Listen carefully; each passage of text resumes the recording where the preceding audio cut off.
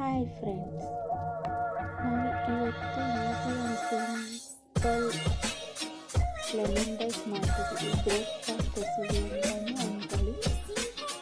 ತುಂಬ ಚೆನ್ನಾಗಿರ್ತದೆ. ಮಕ್ಕಳು ಸ್ಕೂಲು ಕಾಲೇಜು ಹಾಸ್ಪಿಟಲ್ಗೆ ಸುಲಭವಾಗಿ ಬೆಳೆಯುವ ವ್ಯಕ್ತಿ ತಗೊಂಡಿದ್ದೀವಿ.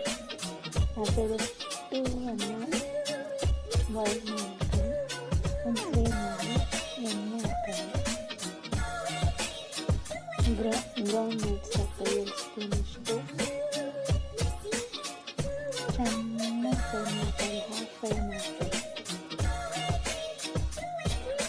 ಚನಾ ದಾಲ್ ಹಾಕಿ 2 ಸ್ಪೂನಷ್ಟು, ಮತ್ತು ಹುರಿದ್ದಾಗ 1 ಸ್ಪೂನಷ್ಟು, ಮತ್ತು ಜೀರಾ 1 ಸ್ಪೂನಷ್ಟು, ಮಸ್ಟರ್ಡ್ ಸೀಡ್ಸ್ 1 ಸ್ಪೂನಷ್ಟು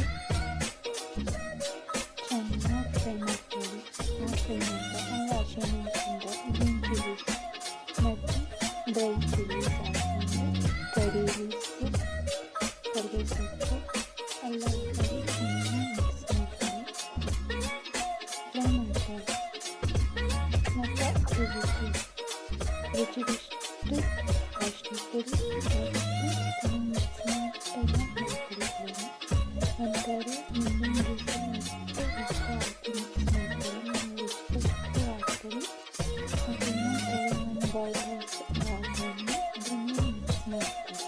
ನಿಮ್ಮ ರುಚಿ adjust taste salt or tempering ಅದನ್ನ ಫ್ರೈ ಮಾಡ್ಕೊಂಡಿದ್ದಲ್ಲ ಎಲ್ಲ ಗೊಜ್ಜು ಅದು ಮಿಕ್ಸ್ ಮಾಡ್ಕೊಳ್ಳಿ.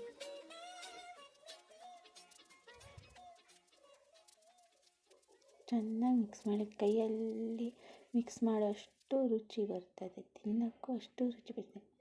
ಇವಾಗ